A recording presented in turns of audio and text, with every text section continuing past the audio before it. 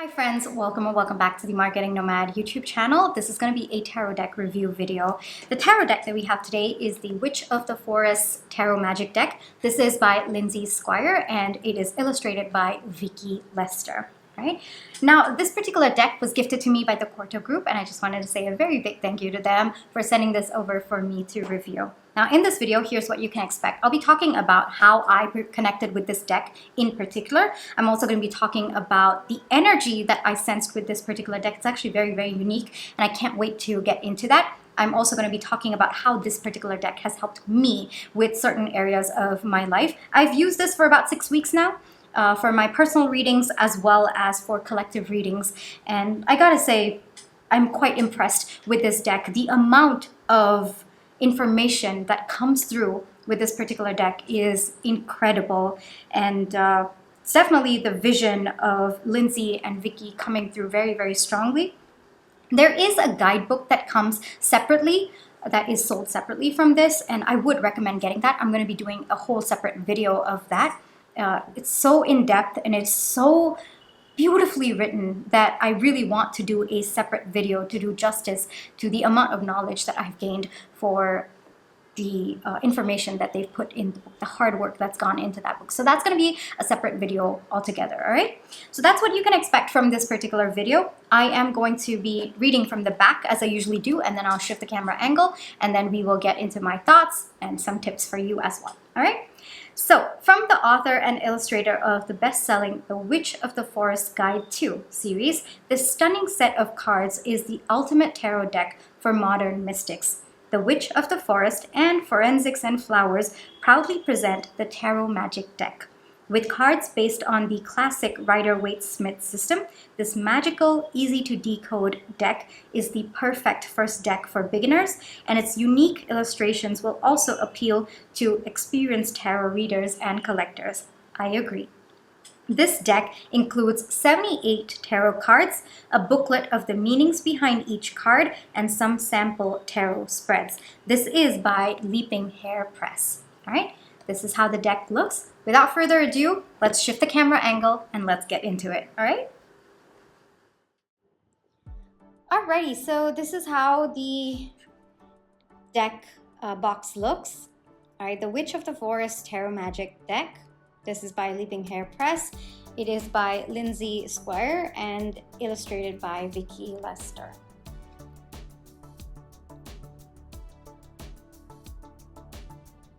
And that's the back of the deck that we just saw, the box, I guess. So the minute you open the book, you have the guidebook. This is a very concise version of the other guidebook that is sold separately. Now, in this particular guidebook, you have like what is tarot, how to do a tarot reading, how to use this deck and this booklet. You also have different spreads, 3-card, 4-card, and there's also a tarot spread for overcoming obstacles. This book also kind of gives you a little bit of detail about tarot and astrology, planet meanings, zodiac sign meanings, and then there is the major arcana and the minor arcana. It's a full color book and pretty comprehensive by itself. But this deck also comes with another guidebook that is sold separately. Hold on, let me talk a little bit about that as well. I found that guidebook to be even more detailed, and I absolutely loved it because not just does it talk about the cards, it also gives you so much of information like the ruling planet, the zodiac sign, the element, whether it's a yes or no, like if you pick the card for a yes and a no question. You also have the keywords for upright and reverse. You also have a little bit about what it means. Very, very comprehensive guidebook that is sold separately, and especially if you're a beginner, I would highly, highly recommend this guidebook just because it gives so much more detail to the deck that is in front of you, all right? So I'll do a separate video about that. We can go through a flip through, but for now, let's get back to the Tarot Magick Deck, all right?